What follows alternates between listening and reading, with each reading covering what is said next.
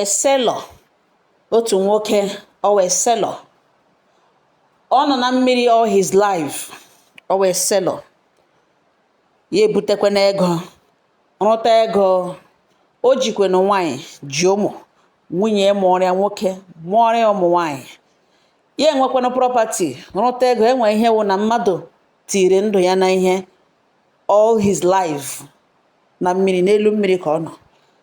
Ya eshikwa n'ebe ahụ nwee ihe, enwe ihe wụ nweta ego ahụrụ anya, zụcha property, rụcha ma ala, ma rụcha ma ụlọ, ma nwee kasịa ma ala ma gịnị.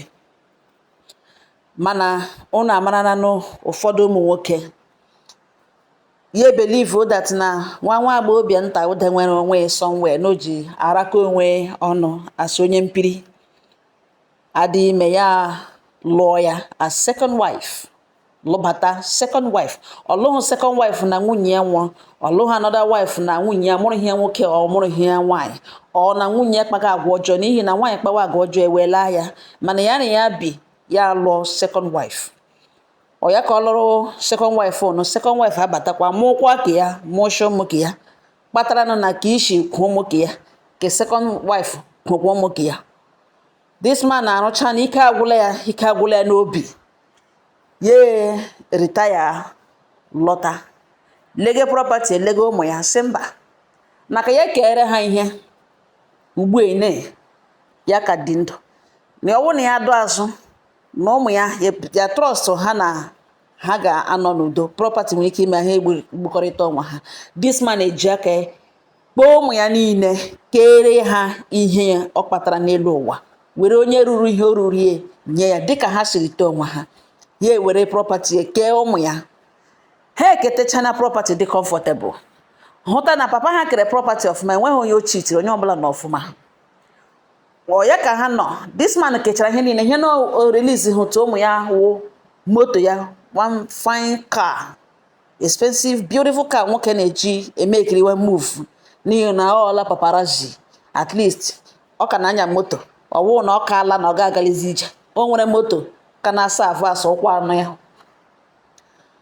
This man nọ one afternoon, nwa nwunye ka abụọ mụrụ ya nwa nwoke, eghelata n'otu ehihie, ghelata ya ekpute bịa gwawa ya sị ya na ya laikiri moto ya nọ na ebige na.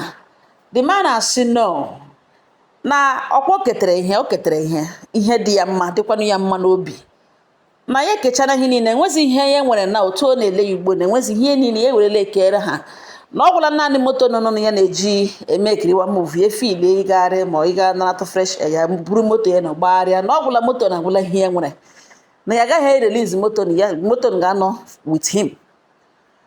The boy asị really, yes ihe o kwuru, ya sị oke, ya pụọ, ghelatazie mgbe o ji ghelatazie, thinking that enwe onye ga-ama ihe mere nụ ka o mee ya iripụga. Ya ewere mma sụga nna ya n'obi, sụga ya n'obi, sụọ ya multiple times, sụgbuo the man, ya nwụọ. Chukwu eme ebere, ya wụ na a house girl na-asa ahụ ha hụrụ ya mgbe o ji mma na-ama nna ya n'obi.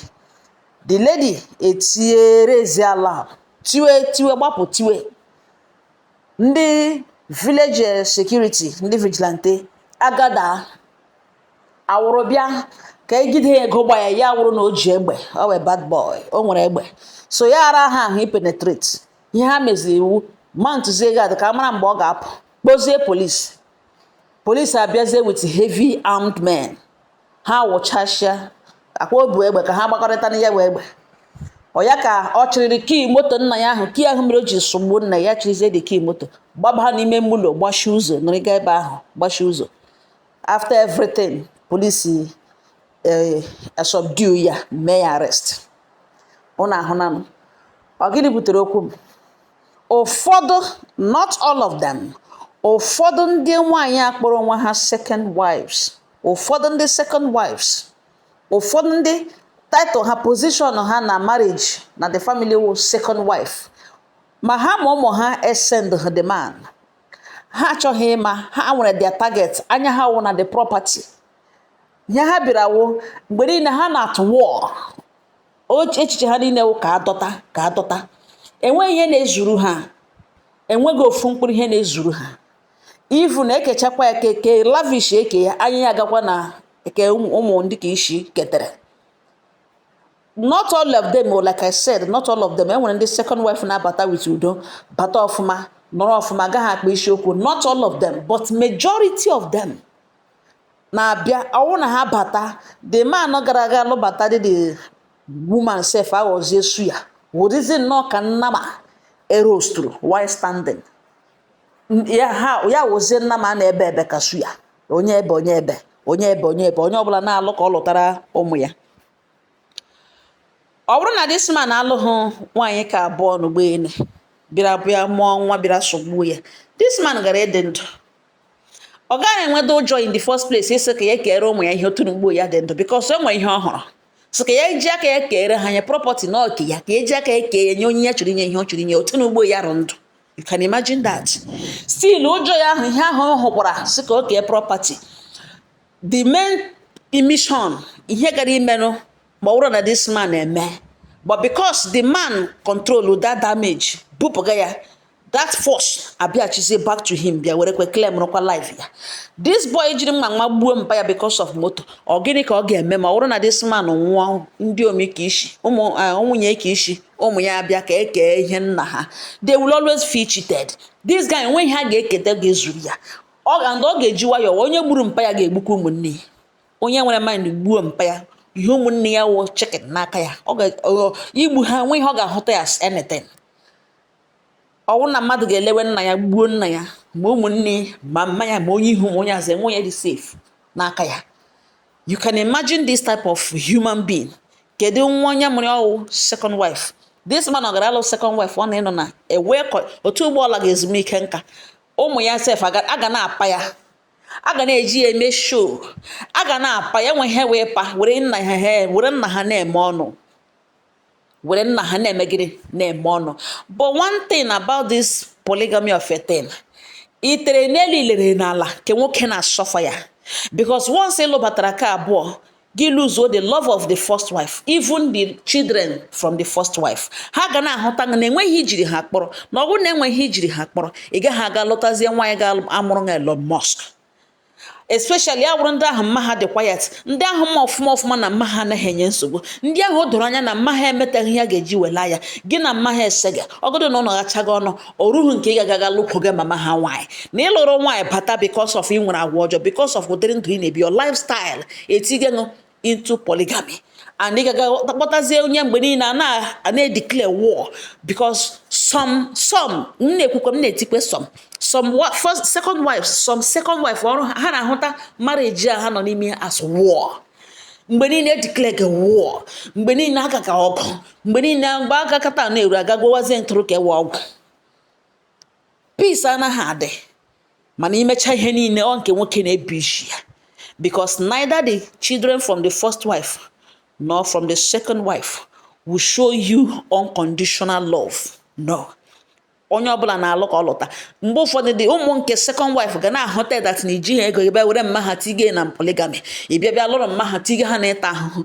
They will see enwetaghị ụdị ọzọ eji ahụta special as a father. But it's not like that. Ma ọ na nwoke nwunye ya na nwunye ya mụchiri ụmụ ha etoshia.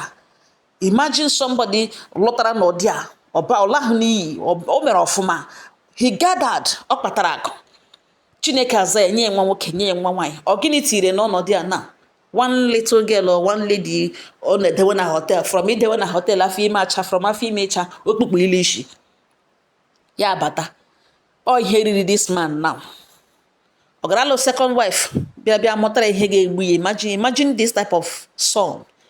This man na-enọ ndụ na akọcha ihe n'ugbo ine otu igbo eji nwa na-amagbuo ya, ụmụ ya ndị ka ishi mụrụ ya ga na-ahụta ya na ọya wagburu onwe ya, na ọya gara akpụta ihe gburu ya, na ọya akpara nkụ ahụhụ, enweghị ewe ịgba mkpe hụ na this man tara ahụhụ niile ọ tara. Somebody abịa kwa ya aka, kwa enweghị inu mmadụ nkwa, rob boy of his grace, were credit ya niile wụọ ya n'ala, a na-ahụtazie na ọya mere onwe ya. Biko ọ gịnị wu isiokwu m ebe a? Isiokwu m wụ gị na nwunye ṅụbiri ikekwa gwa ya gbanwee, ọ dịzighị mma, o megezighị nke odezi onwe ihe wu mere ihe o megezi awụzi ihe ị ga-ebi anwụ. and ihe o megawa onwe onye ga-anụ ya ya sị na ihe a na ọ dị mma ikwukọtala ọ naghị anụ. You are no longer getting the taste of marriage from that woman. And ya onwe even the woman gị na-ahụta ya na ihe o mega marriage ahụ chigazi ọkụ n'ahụ. Set her free, gị gaga lụọ nwaanyị ọzọ. Mana gị sị mba na gị na nwunye gị bi n'obi ọma, ọ mụrụ nwa, ị gaghị asọ ọmụrụ ọ kwenyere ọmụ ọnụ mụgidere tiri ụnụ nsọ ka ọ nọ ozuole gị shizi n'azụ gaa lụọ nwaanyị ọzọ. Nne m, nna m, nwanne m nwoke etere ogbe etere oso, ọgụ nwa ka ọ ga-enye nsogbu. Gụnwa bụ ihe ga-asọfa ya one way or the other. Ihe m gwara gị wee eziokwu. Ahụna m ebe o mere severally ọ nke nwoke na-ebikarị iji ya. Ahụna m ebe a man lụrụ nwaanyị nwunye ya gbuzuru oto chiga ya ụmụ nwoke 6, chiga ya ụmụ nwaanyị 2. Ụmụaka azụbeda ha welitebeghị chi, this man aga lụọ ha nwaanyị ọzọ. Gaa na village ga lụọ nwaanyị denwe na village nwunye ya adịghị wee. Mgbe nwaanyị chọpụtara iwe n'ọnọ meju obi, a na-ekwu ka a na-ekwu ya alụkwasị ha kwa ọzọ. Imulo na-ekwerikarị ka nwaanyị nwunye ka isi ejishi ike butekwa iri mee ka shọ na ụmụ ya niile gara skuul na ụmụ ya niile mere ọfụma. Ihe nwaanyị a na-ere ha oke na ka asụ ihe nọ n'ọwụ ihe naanị ihe n'okposa ahụ na tebụl washing according to history. This woman mere ihe niile o mere everything, rent are Morocco, mechaa were akwa ya bororo ego mgbe nwa ya ka isi chọrọ ịga ala bekee diọkpara ya aga Amerịka. Ya eshizi ebe a kpụrụcha ụmụnne niile kpụrụchazie ma mama ya ma anọ. Mana mgbe this man rịawara sikpọdị ala bekee ka ya godo treatment, enweghị onye kpọtara ya. Ihe ha jụrụ ya wụ kedu onye na-ahapụrụ ndị omengo apụ iji ụmụ nwaanyị 2 fọda. Ụmụ nwaanyị 2 mụkwara na ṅụmụ, kedu onye chịrị wụsawara ha? Enweghị shokwu this man kpara Amerịka, enweghị shi ọ ṅụrụ foreign drugs. Mana nwunye nọgide nwunye ka isi nọgidere na Amerịka ifu na ebiri ya nwụchicha ya nọkwa ebe a na-ata ya mmanụ. Ya nọkwa ebe a ihu ya mgbe ọbụla ọ pụtara every year young. Ọ gịnị kpatara ya? Mgbe gị na mmadụ so ya nọgide gị tọọ nọ gị hụ na ọwụzighị gị na onye ahụ so na enwere onye ọzọ ji aka na ụnụ nọzi na crowd, ije mmadụ 2 wozie crowd. Gị wụrụ nwoke na-eme before gị mee ụfọdụ ihe cheke ihe ị ga-erite n'ime, cheke weigh in on the danger ka ọ hapụ ịwụ na mmadụ mechara ihe tacha ahụhụ niile. Mgbe ọ ga-ezuzi ike ya mgbazi ka ahụhụ ya ga-ebide wala somebody mere ihe niile n'elu ụwa ka o nwee soft retirement, ka ọ ga-ezu ike mgbe chi ya chọtara na-enweghị nsogbu ọbụla. Ya wụzi onye imagine nwa mmadụ mụrụ were mma sogbuo ya. Ụmụnne m, ụnụ ga-asị kedu ebe onye nwekwana akụkọ ke agaghị m ya nnọọ n'ọkụtụ na redio Naija FM na redio ka akụga destin. Ụfọdụ nwere ike ha nụrụ ya, ụfọdụ nwekwara ike ha bịara before the story agamie, ụfọdụ kwanụ nwere ike ha anụghị ya anụ. Mana ọ dị mkpa ka anụ ụdịrị akụkọ a ewerekwana ya wepụtatụ ya ka ndị ọzọ were ya wee mụrụ akụ. Biko nụ ihe ke m so na oso m oyi o wutere m ahụhụ nwoke a niile zechaa onwe ya ndụ, mechaa ihe niile o mere n'elu mmiri erighị ya, ọ wụrụ nwa ya nwoke gburu ya.